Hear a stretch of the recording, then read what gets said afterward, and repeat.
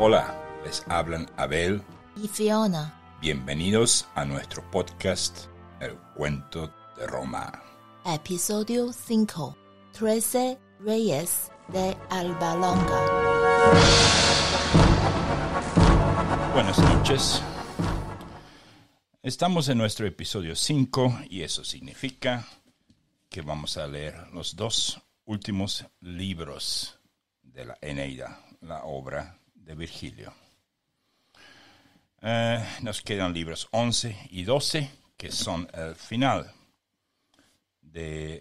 un tanto abrupto de la historia de Eneas, porque la muerte de Virgilio fue un tanto abrupta, de eso un poquito más al final.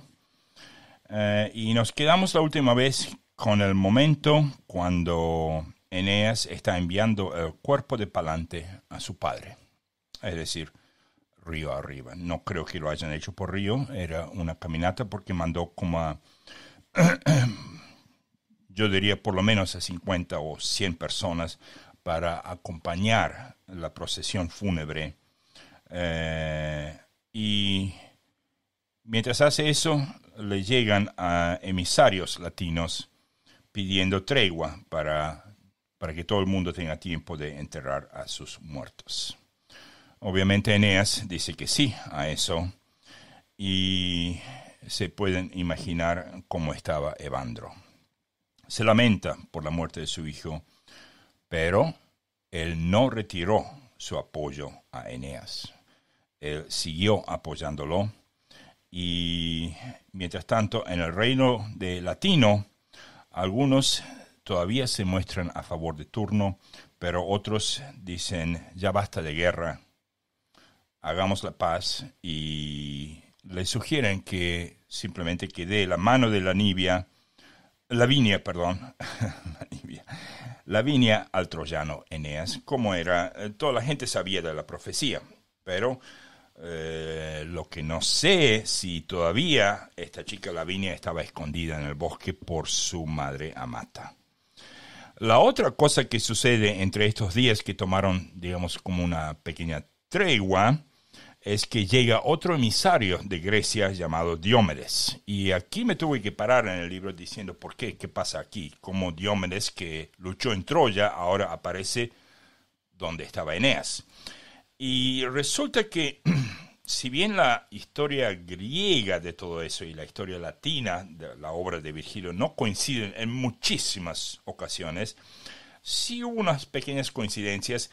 Y era que Diomedes también huyó después de, si bien era griego, también se fue de Grecia y también tuvo sus propias desventuras por el Mediterráneo.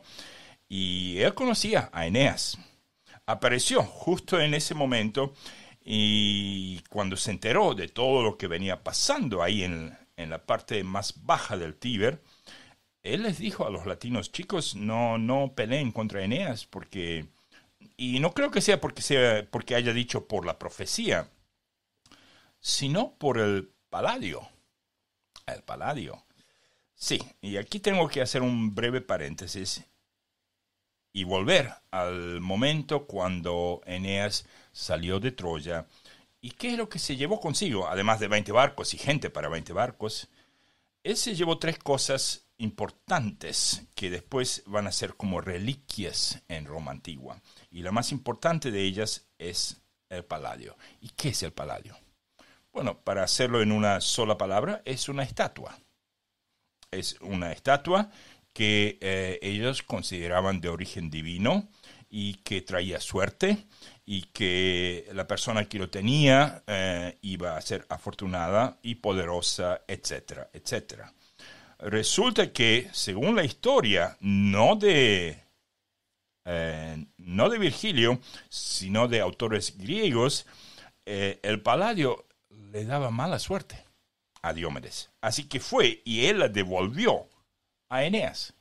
O sea que al parecer se la robó a Eneas y después se la devolvió. En la Eneida eso no aparece.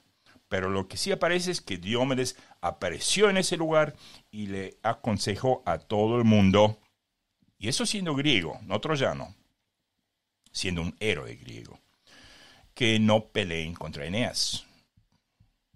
Latino quiere ya detener la guerra y le da muchas tierras más alrededor de la fortificación de ese encampamento que tenían pegado a la costa y pegado a la orilla del río Tíber.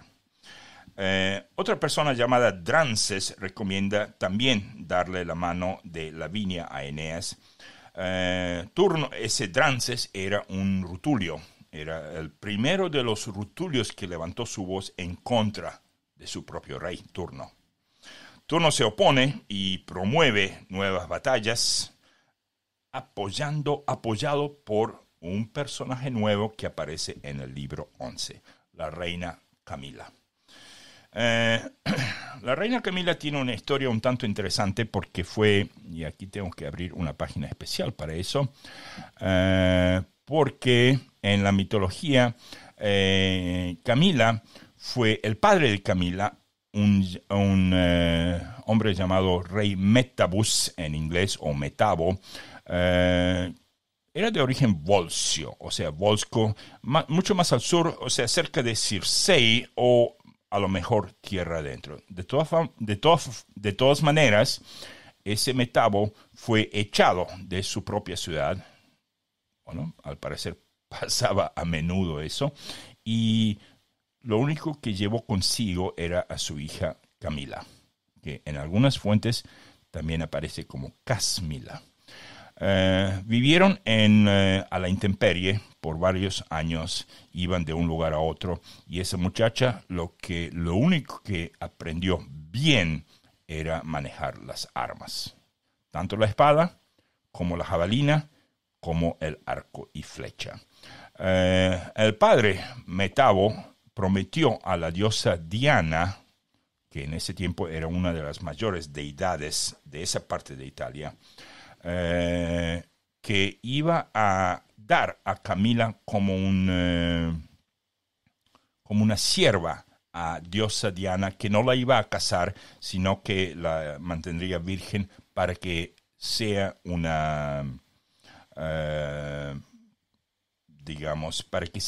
para que dediques toda su vida a la diosa Diana. Eso después, mucho más tarde, siglos más tarde, va a tener un eco en nuestras vírgenes vestales. Todavía no existen.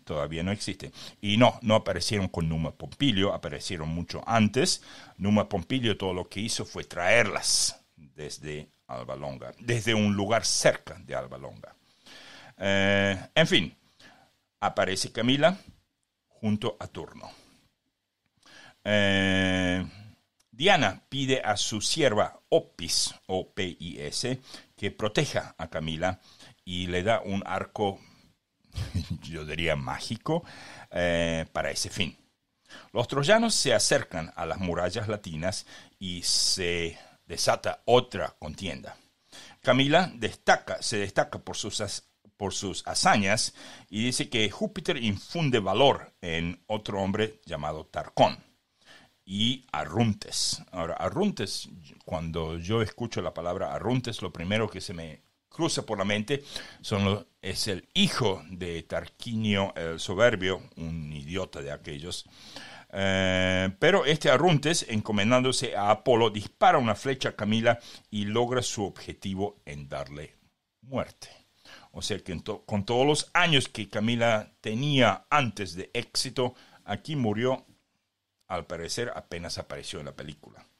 Pero, y como digo, cada uno de esos personajes, nosotros aquí aparece y después 5 minutos después muere. Pero ellos, en aquellos tiempos, cada uno de ellos tenía su historia. Esto es como, a ver cómo podría decirlo. Cuando usted ve, por ejemplo, el Congreso de una nación. Uno lo que se fija es sentado ahí el presidente de tal nación y uno sabe, ahí está el ministro de tal, el vicepresidente, lo que sea. Y después hay, generalmente en forma redonda o de semicírculo alrededor de él, 100, 200, 300 personas. A no ser que seamos familiares o que vivamos ahí, nosotros no sabemos las caras de esos. eso es para nosotros es como fondo, es como background de toda la imagen. Pero ellos sí saben, o sea, cada uno tiene su historia de por qué está sentado en ese lugar. Lo mismo pasa aquí. Gente sabía quién era esa Camila. Era una reina que Virgilio la puso como la reina de las Amazonas. Así es, las Amazonas. Ahora, ¿por qué Virgilio en este libro 11, mete tanta guerra ahí? Y la respuesta aquí es un poquito diferente a los demás libros. El libro 11 es el libro que más guerras tiene, más luchas tiene. Y aquí Virgilio estaba ya viejo. Este libro fue escrito en el año 20 a.C. Virgilio murió en el 19. Y había mucha lucha interna en los últimos 100 años que Virgilio ya estaba harto de eso. Si bien Augusto ya empezó su imperio en el año 27, el imperio empieza en el 27, Virgilio realmente vivió la guerra. También ese es el motivo por el cual él no pinta de buenos o malos de un lado o el otro. ¿Okay? Él realmente estuvo en la guerra civil. Bueno, entonces Camila muere, Opis se lamenta y huyen los rútulos, pero Turno, enterado de los hechos, no abandona el campo. Llega la noche y se interrumpe la batalla. Y ahí está, ese es el libro 11. Por supuesto que el libro en sí es mucho más largo, pero lo acortamos un poquito porque si no tenemos que van y vienen. Libro 12 también tiene luchas, pero también tiene alguien le tira un flechazo a Eneas, nadie sabe de dónde, y van a ver que Iapix, uno de los personajes, uno de los acompañantes de Eneas, tiene que ir a curarlo. Pero eso, el libro 12, en 5 minutos, porque primero quiero que veamos la palabra en latín de este episodio.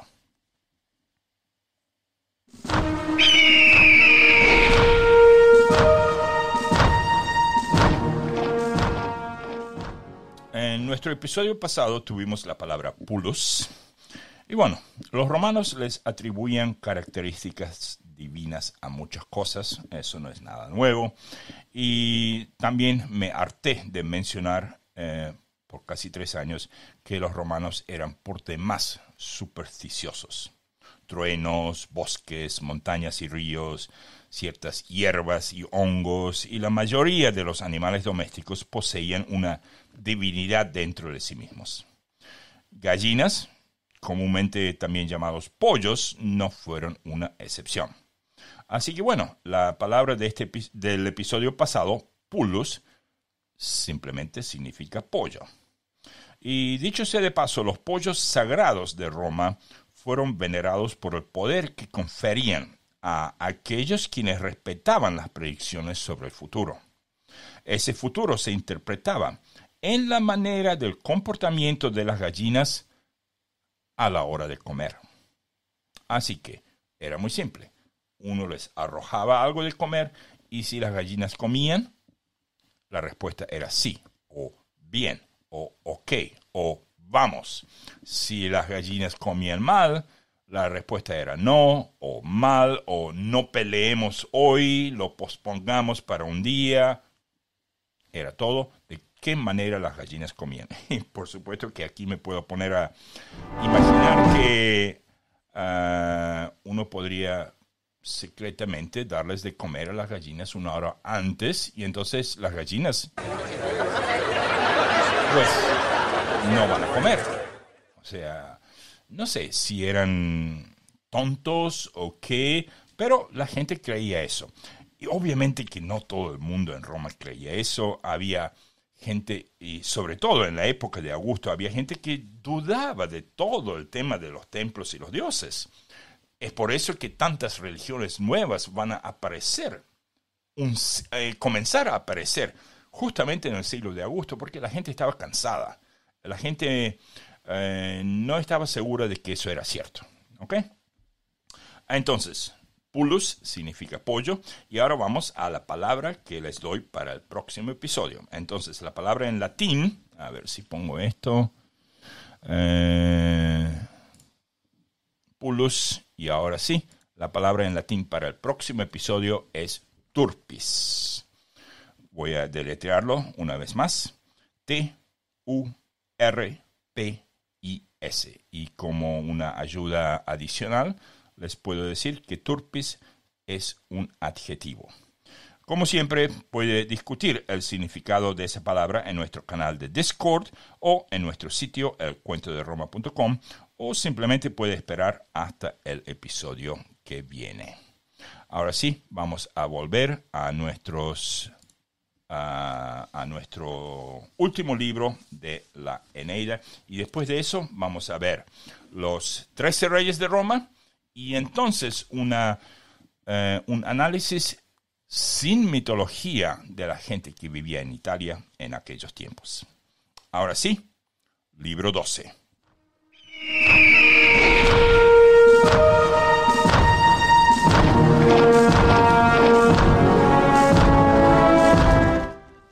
Latino y Amata piden a Turno que detenga la guerra, pero él, enamorado de Lavinia, manda a Eneas un mensaje retándole a un combate singular, o sea, mano a mano.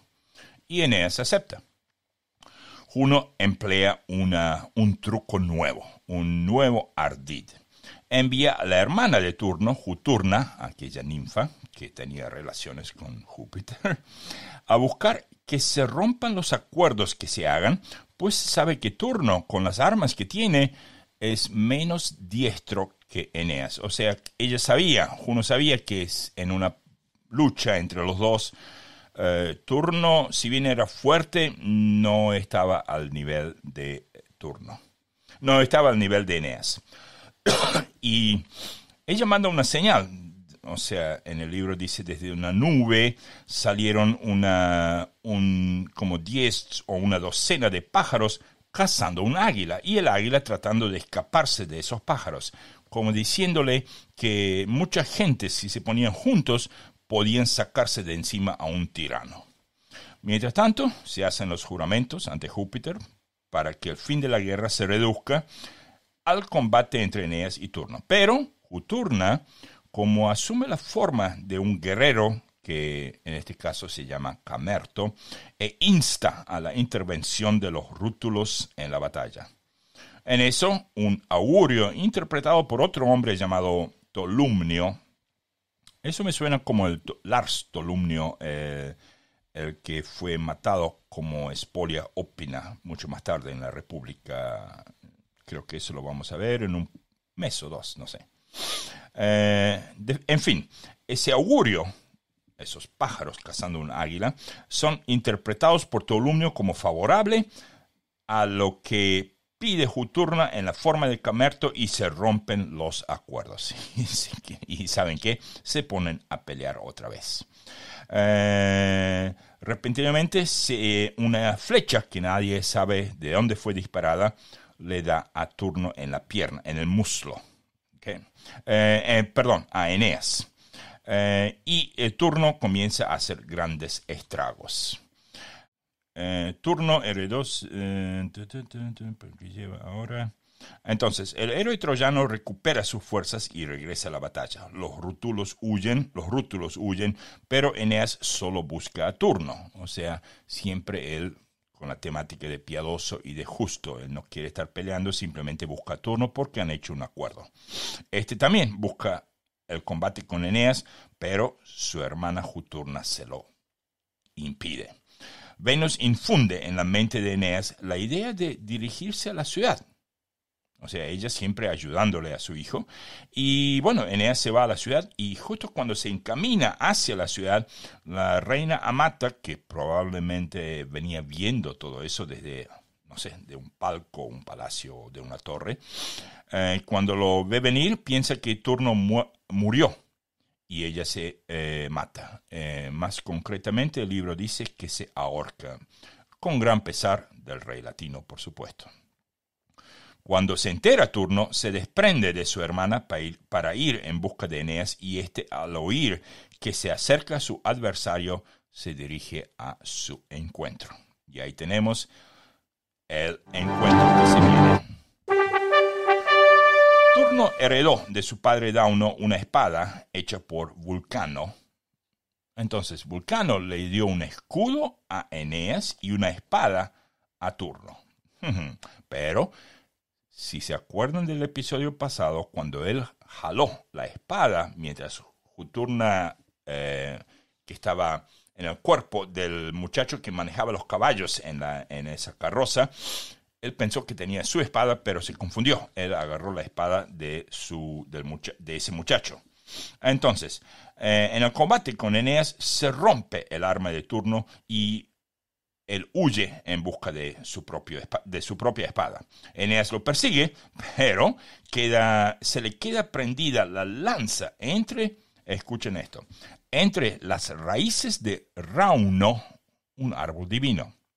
Venus rápidamente desenreda esa lanza y, por su parte, Turno recobra su espada. El combate se reanuda. Mientras tanto, Júpiter pregunta a Juno qué espera de esa guerra y le prohíbe volver a tomar parte de ella. Dice, esto ya basta, no más. Juno admite, o sea, reconoce haber persuadido a Juturna a que ayudase a su hermano. Y cuando Júpiter dijo eso, entonces mandó a una furia en la forma de una lechuza a molestar a Turno y a quitar a Juturna de la escena. Por fin, están solamente mano a mano, sin intervención de dioses. Juno en ese momento, se entrega, abandona toda la misión suya. Como estamos llegando al final del libro, no podría ser de otra manera. Y lo único que le pide a Júpiter es que haga que si Eneas gana, cuando gane, que esa gente que no se llamen troyanos, que se llamen latinos. Júpiter acepta eso. Y ahora sí, volvemos a lo que está pasando en la lucha. Eneas hostiga a Turno y este comienza a sentir temor. Claro, porque Juturno se fue. La lechuza esa mandada por Júpiter, quitó a Juturna de la escena y ahora Turno está, solamente con sus propias fuerzas. Ya no tiene esa presencia mágica. Eneas hiere con la lanza a Turno, que por su parte tira a su contrincante una enorme piedra que no lo alcanza, y ya rendido, Turno pide a Eneas que le perdone la vida. Y hay muchas escenas, muchos pintores han hecho esa escena, cuando Turno ya de espalda en el piso, ya herido, le pide a Eneas que le perdone la vida, y el troyano estaba a punto de, por lo menos así Virgilio lo está pintando, porque tiene que pintarlo como la temática de todo el libro, justicia, piedad, ¿verdad? Entonces, el troyano duda al principio, y como que dice que, bueno, a ver si podemos vivir juntos, ¿no?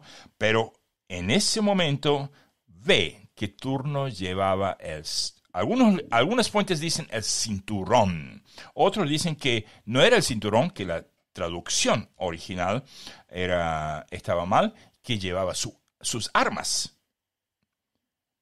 de palante, o sea, del muchacho, el hijo de Evandro.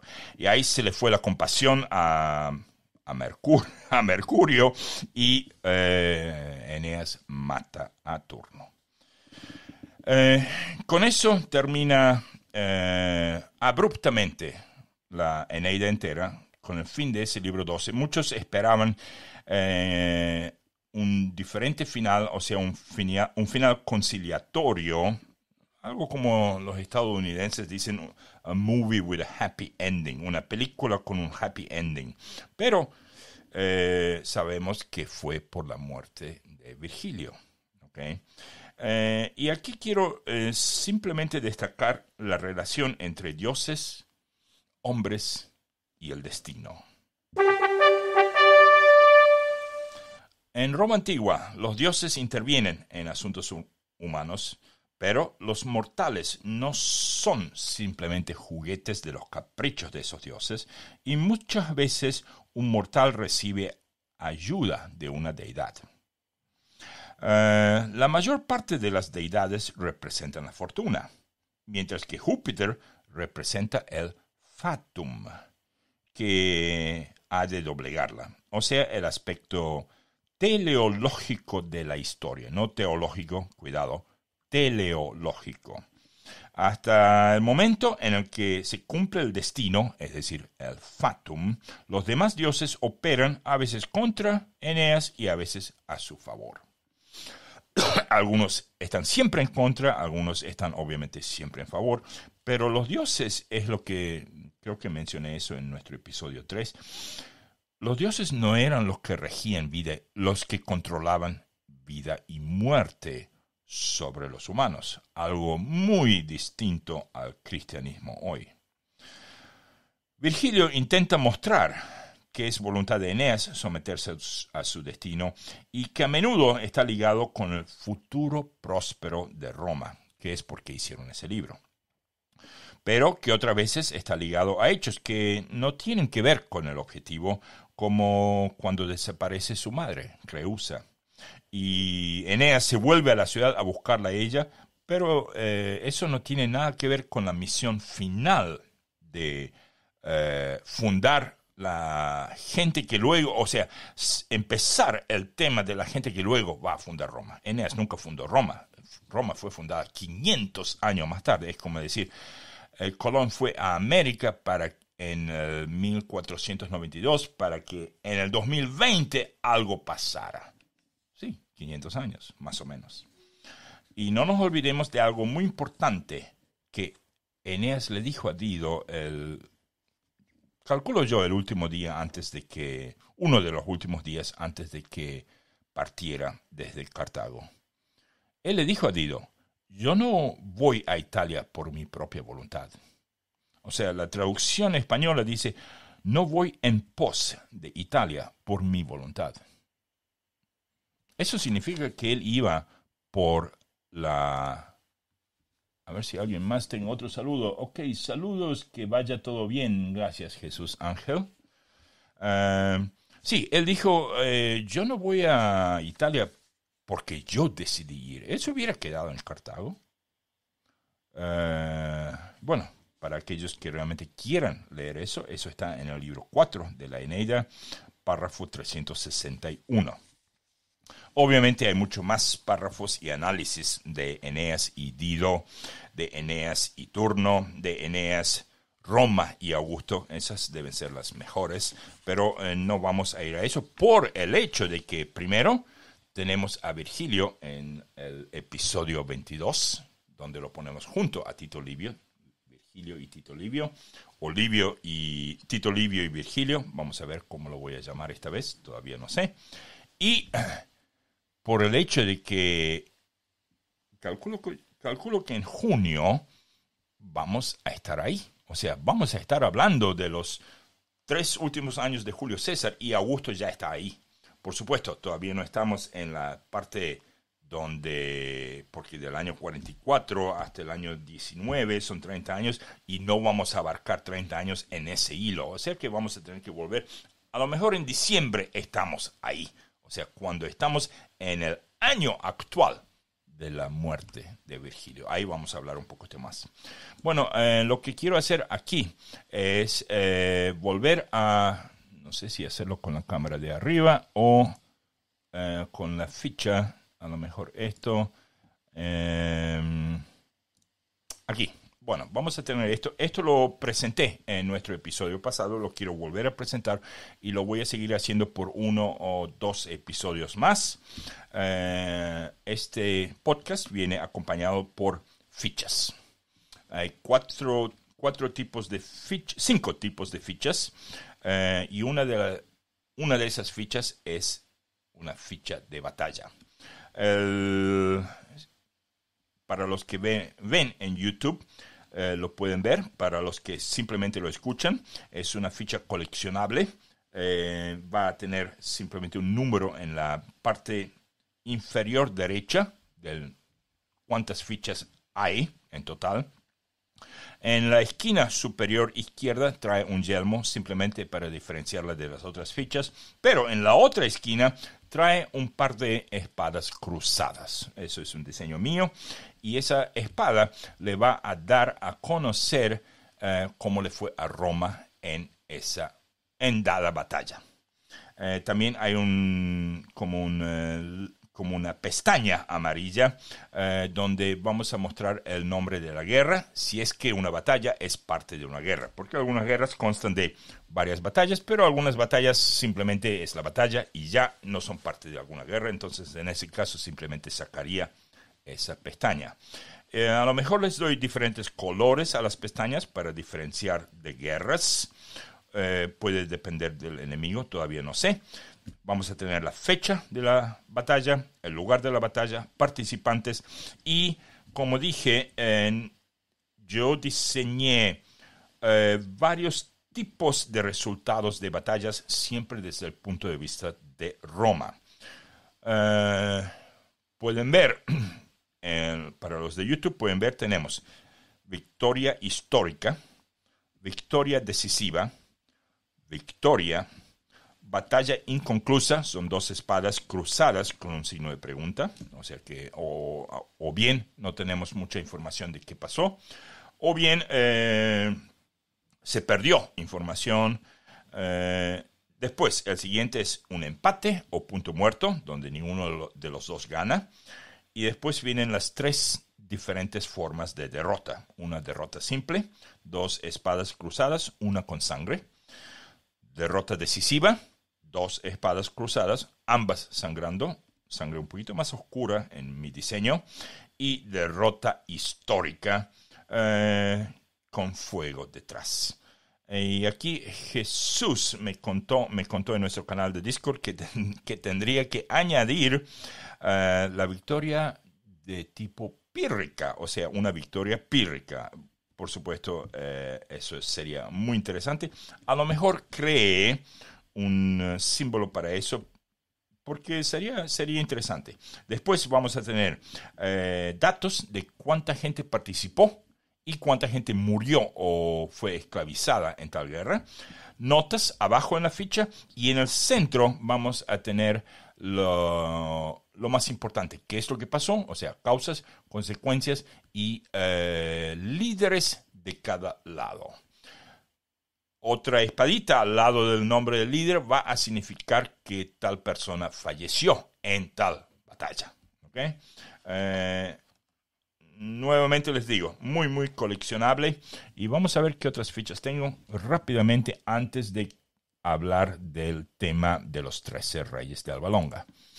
La raza troyana, de eso hablamos. Ajá, tenemos los hijos de Eneas. Bueno, ¿por qué no vamos con eso? Entonces, la parte siguiente de este episodio es debatir un poco de los hijos de Eneas para que tengamos una idea antes de entrar al episodio 13, que son los reyes, y un análisis de la gente que vivía en Italia, mitología aparte, ¿verdad? Entonces, Eneas sabemos bien que tuvo dos esposas, una en Troya y una en Italia, aunque Dido estaría en desacuerdo, ella se consideraría como la segunda esposa y Lavinia la tercera, y tuvo hijos de ambas. Con Creusa tuvo a Ascanio y con Lavinia tuvo a Silvio. En la ficha que preparé para eso, yo pondría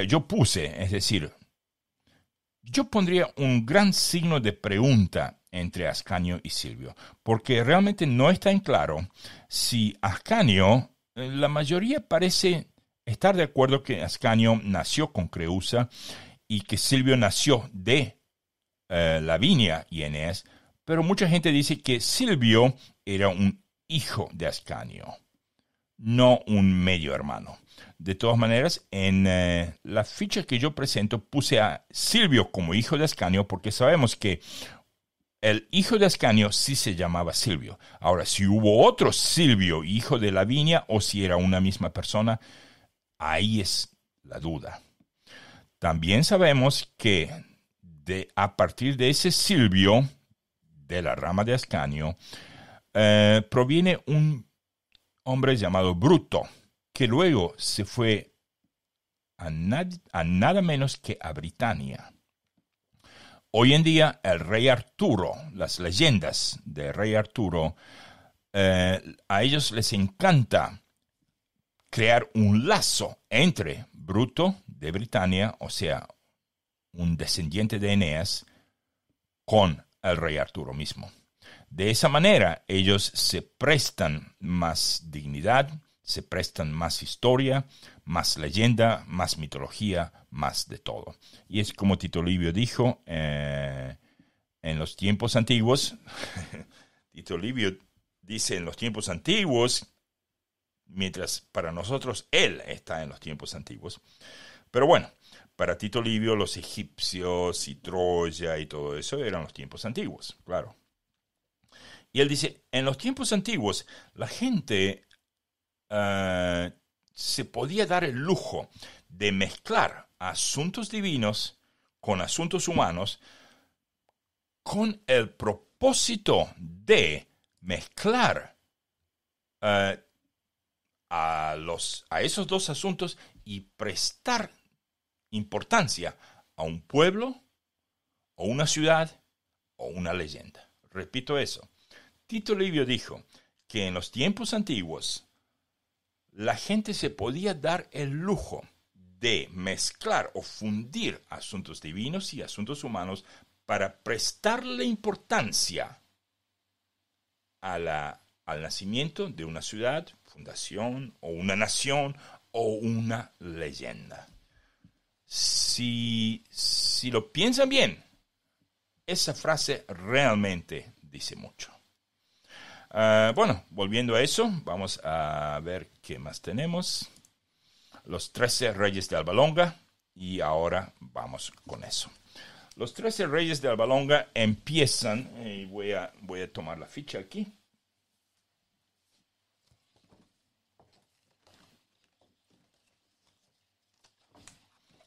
Bien, los 13 reyes de Alba Longa empiezan con Eneas y Lavinia, y tenemos a Julio Ascanio. Pero por supuesto, Julio Ascanio no sería hijo de Lavinia, pero sí es uno de los 13 reyes, simplemente porque él fue el que fundó Alba Longa. ¿Okay?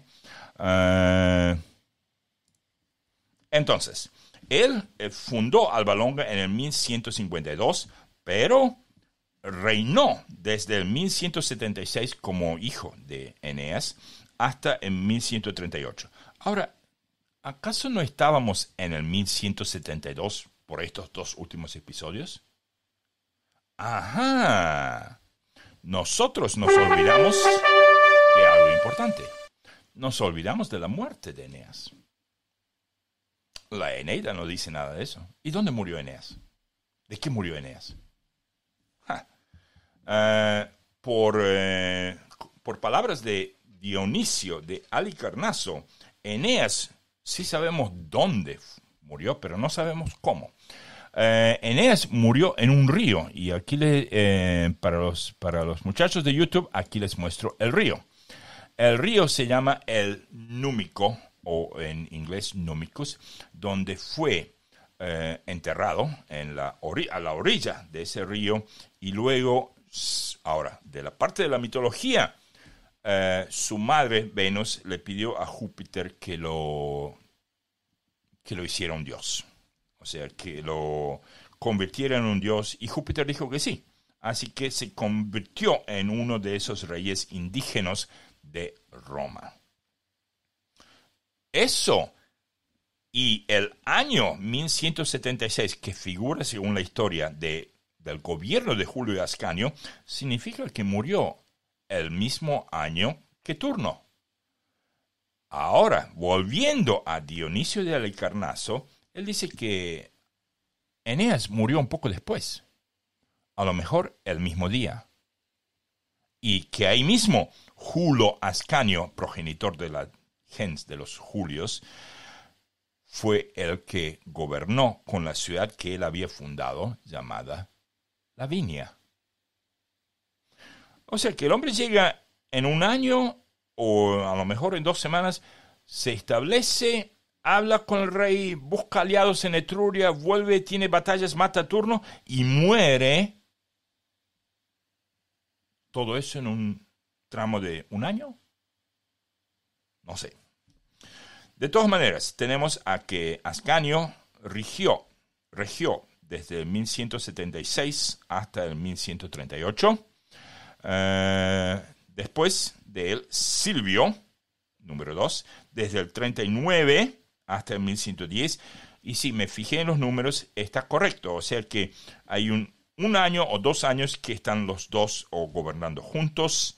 No sé cómo figura eso, pero sí sabemos que Silvio nació en un bosque, porque su madre temía que la otra rama de Ascanio, que ellos lo matarían. Entonces ahí volvemos a la otra ficha que dice que Ascanio y Silvio no eran una misma persona, sino que eran medio hermanos y que por ende el poder estaba en juego. O sea, lucharon por el trono. Bueno, entonces ahí tratando de solucionar ese tema, vamos a número 3. Eneas Silvio. Ok, entonces tiene el nombre del bisabuelo o abuelo y el nombre del padre, Silvio. Obviamente que en esa época todavía no existían las gentes, o sea, no había, vamos a llamarlo Lucio o Marco, nada de eso. Número 4, Latino Silvio. Y número 5, Albo. Ahora dice Albo, muchos de los libros dicen Alba, si bien Alba suena femenino, pero otras fuentes dicen Albo Silvio. Y eso significa que ahora ya tenemos a 4 personas, el segundo, el tercero, el cuarto y el quinto, con el nombre Silvio. Silvio, Eneas Silvio, Latino Silvio y Albo Silvio, el quinto de los 13 reyes de Alba Longa. Eso ya es una dinastía.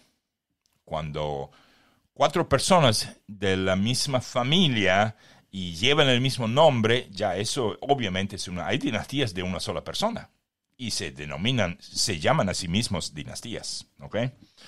Bueno, él rigió desde el 1028 hasta el 989, o sea, él cruzó el milenio. Con él empezamos el último milenio y estamos a unos 300 años de Roma. Su hijo Atis, el sexto, reinó durante el tiempo cuando, eso como referencia nada más, cuando Salomón comenzó a construir el templo de Jerusalén y cuando Salomón fue visitado por la reina de Saba. Eso para que se den una idea de lo que estaba pasando en Italia y de lo que estaba pasando en Israel en los tiempos bíblicos. Entonces, Atis, el sexto rey de Alba Longa, vivía más o menos al mismo tiempo que el rey Salomón. Su hijo Capis reinó desde el 963 hasta el 935. Y su hijo Capeto reinó desde el 934 al 921. Si no me equivoco, es el más breve de todos esos reinados. El noveno de ellos, Tiberino, según la escritura, se ahogó en el río Tíber mientras estaba batallando con etruscos. Ahí volvemos al tema de los etruscos. Y aquí se nos presenta un pequeño dilema. ¿Fue Tiberino que le dio el nombre Tíber al río? ¿O es que el rey tenía otro nombre y tomó el nombre Tiberino después de haberse ahogado? Eso no sabemos. O sea, hay gente que dice de un lado, hay gente que dice del otro lado. De todas maneras, la 9ª generación después de Eneas, Tiberino ahogado en el río Tíber, mientras luchaba contra los etruscos.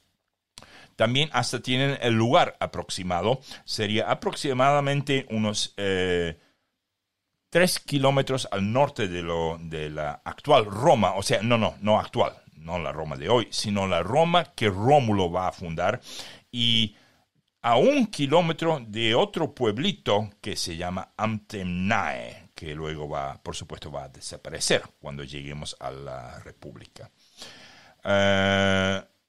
El Tíber era, repito eso, era fuerte, era lento, pero tenía un empuje. Yo no he nadado al Tíber, yo no fui al Tíber, ni siquiera puse un dedo, ni siquiera estuve ahí. El empuje del río Tíber era suficiente como para ahogar a gente. Es sabido que uno, para nadar, para cruzar el río nadando, uno tenía que estar realmente en buena forma física. A pesar de que no es un río del ancho del Mississippi o el río Nilo o cualquier otro río, ni siquiera el río Rin o el Danubio. 100 metros, no sé. Pero el empuje, el arrastre era fuerte, y eso obviamente es fácil de ver, porque donde desemboca hay mucho barro y arena y cosas que trae y que echa al mar. Bueno, Tiberino. Y ahora vamos al rey número 10. En la ficha yo puse una espada con un signo de pregunta. No es la espada de haber muerto, sino que aquí surge otra duda. Si se fijan los años que ese Agripa regió, es un tanto largo. O sea que aquí o bien hubo algo que no estaba en claro, porque en realidad Augusto se podía dar el lujo de crear esa historia. Pero Agripa aparece en esa lista en el año cuando Agripa se convierte a un familiar de Augusto. Sabemos que Agripa era un amigo, primero consejero, general, mano derecha y después también un pariente, o sea, parte de la familia de Augusto. Ahí es cuando pusieron a Agripa, lo metieron entre medio del número 9 y el número 11. Personalmente yo no creo que Agripa jamás haya existido como uno de los 13 reyes de Alba Longa. De todas maneras, el hijo de Agripa, llamado Rómulo Silvio, volvemos a tener el tema de los Silvios, pero tenemos Rómulo, primera vez que se nos aparece este nombre. La ficha indica un rayo, y eso significa algo malo. De hecho, Rómulo, según cuentan, era un rey tan malo que se reía de los dioses, que la gente lo temía, que ejecutaba a gente en la calle por no haberle sonreído suficientemente. Y sobre todo, él se fue a la montaña, a los montes albanos, a la montaña, y erigió secretamente unos enormes tambores de metal o sea, lo hizo secretamente de tal manera que una vez que los tambores fueron puestos ahí, él mató a los empleados que lo pusieron para que no hablasen de eso. Algo como parecido a lo que Iván el Terrible hizo cuando el arquitecto de Iván el Terrible terminó de hacer esas hermosas esculturas en Moscú, en la plaza que hoy es uno de los símbolos de Moscú. Le sacó los ojos. Iván el Terrible le sacó los ojos al arquitecto para que jamás pudiera hacer algo de tal belleza otra vez.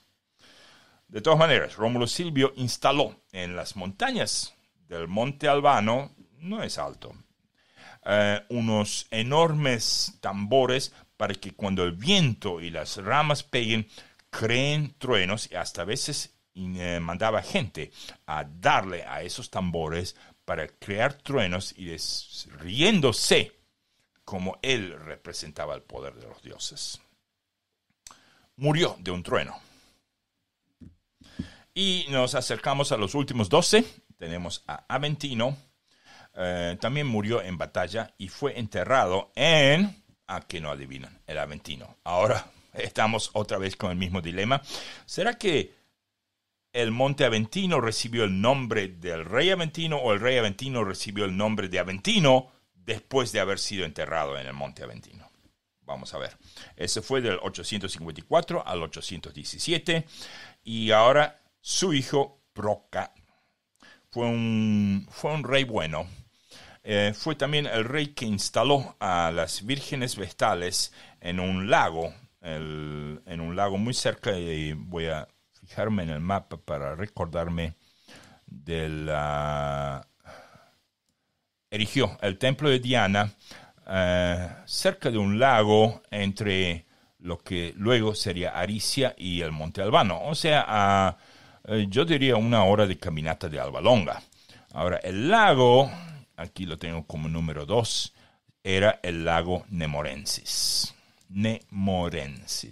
Ese lago Nemorensis tenía un templo, tenía bosques, muchos bosques alrededor, y ahí es donde residían las primeras vírgenes vestales, o sea, erigidos en honor a la diosa Vesta. Eso fue hecho por Proca. A lo mejor lo van a ver bajo el nombre de Proco, yo lo tengo bajo el nombre de Proca. Ahora, Proca creó el siguiente gran problema en la tracalada de problemas que tenemos hasta que Roma se llegue a fundar. Por el hecho de que él tenía 2 hijos y no 1. A lo mejor alguno de estos otros también tenía más de un hijo, no sé. Pero vemos en la lista, a lo mejor ficticia, por lo menos Agripa es ficticio, yo creo, que no hubo problemas de descendencia, pero con Proca todo cambia. Y yo corté aquí, porque los 2 hijos de Proca, si bien uno era rey, y si bien el episodio se llama Los 13 Reyes de Alba Longa, ese rey siguiente sería el número 14. Pero eso sin incluir a Ascanio, y además porque nuestro próximo episodio se va a llamar Numitor y Amulio, que son los hijos de Proca. Ellos vivían en un palacio de 2 pisos en Alba Longa, con vista al lago de Alba Longa y, como digo, muy cerca del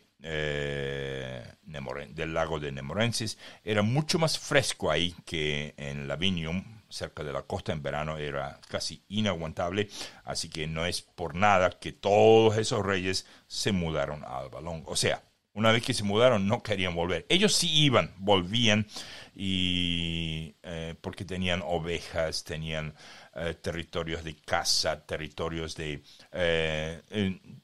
casi como estancias, como las llamarían en Argentina, para poder mantener su reino. ¿Okay? Ahora, durante todos esos años, del 1176 hasta el último año, el año de la muerte de Proca, 794, son más de 4 siglos, el mundo se fue recuperando del shock del final de la Edad de Bronce. Eso también es otro tema que vamos a dejar para nuestro episodio que sigue. Y ahora sí, vamos a ver mitología aparte. ¿Qué pueblos vivían en Italia realmente? Eso desde el punto de vista arqueológico, desde el punto de vista de DNA, y vamos a ver eso. Bueno, aquí quiero hacer un recuento del panorama de Italia en aquellos tiempos, antes de los romanos, tal como los arqueólogos e historiadores lo entienden hoy en día. ¿Quiénes eran los latinos? ¿Quiénes eran los etruscos? ¿De dónde vinieron y qué tipo de vida llevaban? Hasta en el mejor de los casos, el origen de los etruscos es debatible. Pero pruebas de DNA corroboran una inmigración a Italia proveniendo de Asia Menor. lo cual, si es cierto, obviamente, nos ofrece un contexto para la leyenda de la llegada de Eneas hasta Troya. O sea que tampoco es una mentira demasiado grande. Si bien es inventado, no está tan lejos. Los etruscos eran la fuerza formidable en el área, tanto cultural y políticamente, y eran dueños y señores de una gran parte del norte del río Tíber hasta donde vivían los galos. Detrás mío, no sé si ven aquellos en YouTube, hice un mapa enorme de Italia Central. Vamos a ver qué voy a hacer con el mapa. A lo mejor aparece como regalo para Patreones después de un par de meses, pero es un mapa de 108 centímetros de largo por 78 centímetros de alto, creado por mí. Me llevó como 2 meses, pero era un hobby. En ese entonces yo todavía trabajaba en esa escuela y pensaba cómo yo volver al cuento de Roma. Bueno, volviendo. Los etruscos tenían ciudades y un sistema de estados confederados, eso lo sabemos, mucho antes que los latinos, quienes permanecían viviendo en tribus y aldeas hasta la fundación de Roma, que realmente era el primer establecimiento que uno podría llamar ciudad. Hasta Alba Longa eran casas como, si usted vio las revistas de Asterix, bueno, eso eran. Hasta el rey tenía techo de paja, ¿ok? Los etruscos eran artistas y artesanos y hicieron amplias redes comerciales que iban desde el norte hasta Grecia, o sea, hasta las colonias griegas en el sur de Grecia y hasta Grecia también. Las rutas comerciales entre Etruria y las ciudades griegas en el sur de Italia pasaban derechito por donde después va a estar Roma. Y por supuesto que eso nos ofrece una pista de la razón por qué Roma se ubica donde se ubica. Por supuesto que la mitología tiene otras razones, y de eso vamos a hablar cuando lleguemos a los episodios de Rómulo y Remo. Bueno, mientras los etruscos tenían redes comerciales y todo eso, los latinos eran nada más que pastores. Evidencia de antiguos túmulos sugieren que los latinos que hacían esos túmulos para sus muertos eran descendientes de inmigrantes balcánicos que cruzaron el mar Adriático antes de que estuviésemos escribiendo historia, en tiempos prehistóricos. Como eran pastores y agricultores, los latinos no tenían ningún tipo de artes avanzadas. La cultura que daban a mostrar no era más que una mezcla de elementos etruscos en el norte y griegos en el sur. Mezclaron los dos, tomaron lo que quisieron, la toga, las rutas, la cloaca máxima, tantas, miles de cosas, y las mejoraron. Eso sí, en eso sí eran buenos. De hecho, nada de la historia romana más reciente nos dice que los latinos fueron innovadores en artes, religión o cualquier otra ciencia. Los latinos solo se destacaban en guerra y en ingeniería y administraban cosas bien, eso sí. Entonces, guerreros, ingenieros y administradores. Pero en cosas como filosofía, eran solamente estudiantes, nunca instructores. Como un ejemplo obvio, los dioses romanos, la mitología romana entera, son un poco más que una adaptación del panteón griego. Zeus se convierte en Júpiter, acabamos de leer eso por 4 episodios. Hera se convierte en Juno, Afrodita se convierte en Venus, y así sucesivamente. Lo que unía a los latinos era un lenguaje en común, distinto de la lengua etrusca en el norte y el idioma griego importado en el sur.